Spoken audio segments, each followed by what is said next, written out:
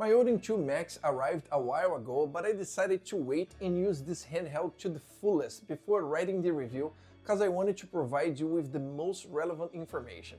Considering that this was a highly anticipated device, today I'll tell you why I believe this will be the ultimate handheld for many people. Welcome to the Oasis.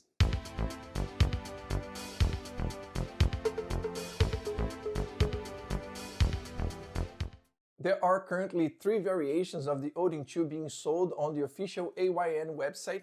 All 3 models come with features such as 6-inch 1080p display, Wi-Fi 7, Bluetooth 5.3, HDMI out, 8000 mAh battery, active cooler, and more. All of them come with the Snapdragon 8 Gen 2 chip that works its magic. The only difference between these models is the RAM and internal storage. The base has 8GB of RAM and 128GB of internal storage, the Pro 12, 256, and the Max 16 and 512. I have the Max here and I bought it with my own money, so the opinions you see here are mine and mine alone. I chose the color called Cold Gray, inspired of one of my favorite consoles from my childhood, the Super Nintendo, the American version of the console. If your goal is to emulate up to PS2 and GameCube, the base and Pro versions are more than sufficient. I would only recommend the Max if you're interested in Nintendo Switch emulation due to the additional RAM. The base is only available in black, but the Pro and Max offer more color options. As for the prices, they are $299, $369 and $459 respectively, and that's US dollars. Moving on to the quick unboxing, inside the box we have a nice card showing the device's interface and specifications, the console itself, and a USB-C to USB-C cable. Before continuing, please give this video a like now and support us by subscribing to the channel. And maybe share with a friend. The analog sticks have Hall sensors and are asymmetrical, just the way I like it. The rings beneath them have RGB lights and you can easily change the colors in the software. They are quite low, close to the shell, and don't have a very wide range. They are smoother than the original Odin but offer a little bit more resistance. They are a bit stiffer, and to be honest, they didn't come very well calibrated. I had to play around with the settings a little bit to get them just right, but after 5 minutes, they were perfect. The D-pad is the same as the first Odin, inspired by the PS Vita. It was already excellent and now it's even better. It's softer and one of the best for fighting games in my opinion. Very responsive in all the games I tested. It sits a bit higher on the casing compared to the original Odin, has medium travel, and when fully pressed, rests slightly above the shell. It measures 19.4mm, smaller than the Gamertag D-pad, which is about 21.6mm. The face buttons are also improved. They are more rounded and softer, providing greater comfort during gameplay. In the original Odin, they are straighter and a bit more stiff. They have short to medium travel, and when fully pressed, sit slightly above the shell. The shoulder buttons are similar to the original model, L1 and R1, very clicky as expected, and are quite soft without offering much resistance. They have a short travel at the top and medium at the edges. As for the triggers, they are pressure sensitive with magnetic Hall sensors and much better than the Odin one. They offer less resistance, making them more comfortable to use. And they also have longer travel, giving you more control in games. They are relatively well calibrated and you can play with them comfortably, but I think they could be adjusted a little bit better. When I press them, it reaches 100% without being completely pressed.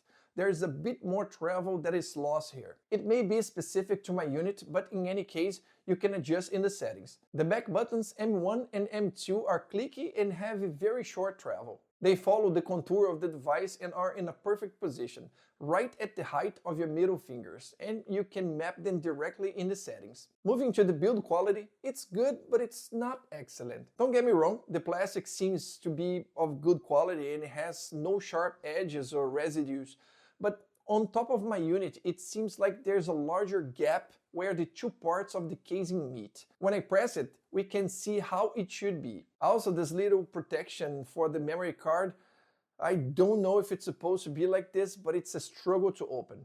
For the life of me, I cannot open it with my nail.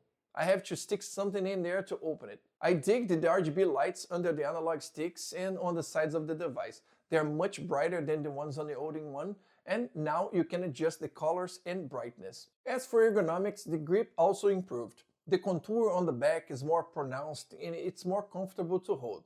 But I still think the right analog stick should be at the top, or at least the device should be a bit larger, and the controls should be in V-shape, like the Loki for example. In the Loki's layout, the hand stays in a more natural and comfortable position. It would look like this if the analog stick was on top, but since it's on the bottom, my thumb is more bent than I would like. I don't think it's a sustainable position for games that use the right analog stick a lot, but for any other type of game, the grip is great. As for size, the Odin 2 is approximately 9.7 centimeters or 3.82 inches in height, 22.5 centimeters or 8.85 inches in length, and about 3.1 centimeters or 1.2 inches in thickness at the thickest part of the device. Here are some comparisons with other handhelds. Feel free to pause the video. As for weight, it's 415 grams or 14.64 ounces, heavier than the Odin one, but it's justifiable since it's a more robust device. Here's a weight comparison with other handhelds. Moving on to software, it uses Android 13 as the OS, and it's pretty identical to what we have on the first Odin, with some small differences. Swiping down twice to access the quick settings, we still have the performance modes: standard, performance, and high performance. Honestly, the Odin 2 is so powerful that I rarely mess with these settings, maybe for some Switch or Android games. Here in Fan, you can adjust the speed with the sport mode being the most suitable for demanding games. In Ambient LED, you can turn on and off the RGB lights of the analog sticks and the sides of the console, and adjust colors and brightness. In the first Odin, there's only the on-off option and only the color blue. We also have the Odin Launcher, a pre-installed launcher that's quite basic. You can add your emulators and Android games and launch them directly from it. In this launcher, if you press L3 or swipe your finger from left to right, you open a menu with some simple settings, allowing you to adjust performance modes, lights, etc. Pressing R3 brings up another menu with more options, and here you can see the temperature and memory used. Going to the settings and then to system, then updater is where you check if there is any update available for your machine. And it's great cause AYN is constantly updating the software. And if you go to Odin settings, you can adjust other things such as rumble, thumbstick calibration, and mapping of the rear buttons. And something that's very important to me, change the layout of the face buttons between Xbox and Nintendo. The Odin 2, like the original, has a mapping software for games that does not support controllers natively. To do this, open an Android game, and in this case we have Genshin Impact. Swipe your finger from right to left on the screen, and in this menu, click on Key Adapter. Let's say I want to assign jump to the B button. I press this first button here and drag onto the jump command in the game.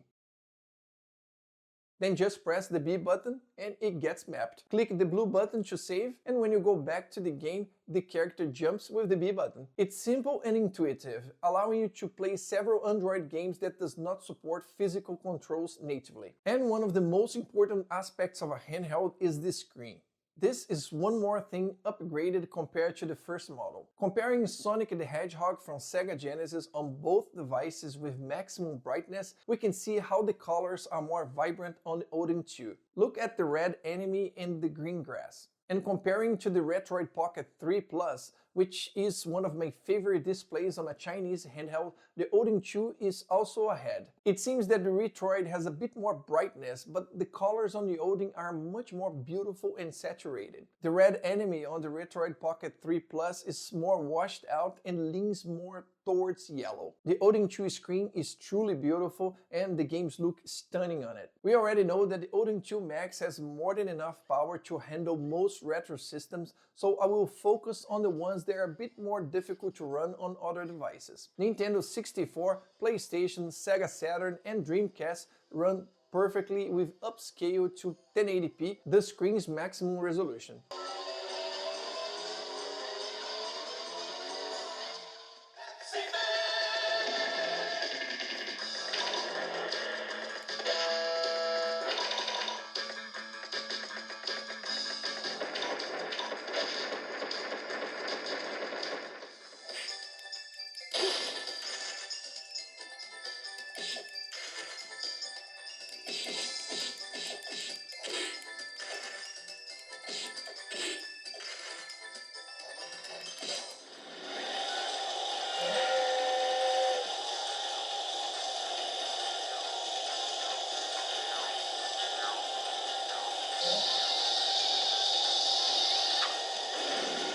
Nintendo DS is another system that can be emulated without problems.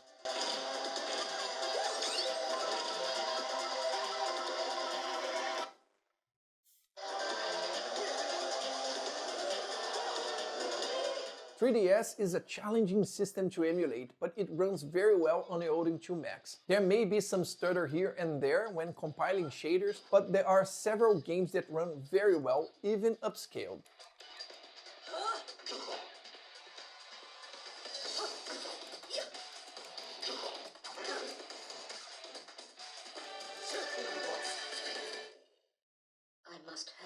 PSP is another one that runs amazingly with optimized graphics. The widescreen display is perfect, making PSP a pleasure to play on the Odin 2.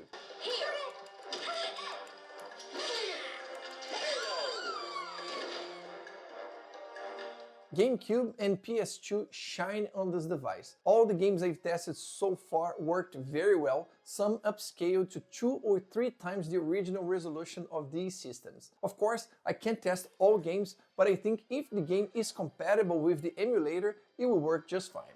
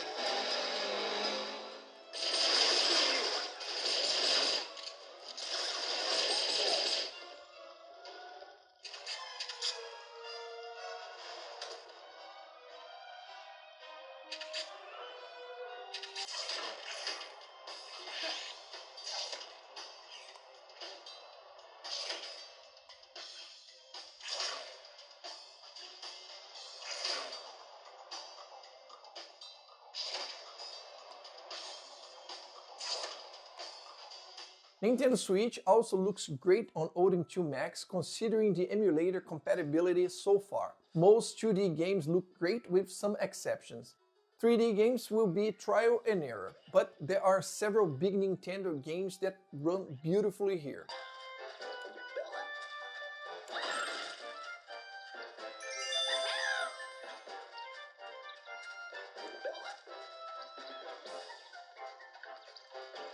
AYN did a remarkable job with the Odin 2, releasing what I consider to be the best Android handheld console of all time so far. Not everything is perfect, like the details I mentioned in the build quality and the analog sticks that could be better calibrated.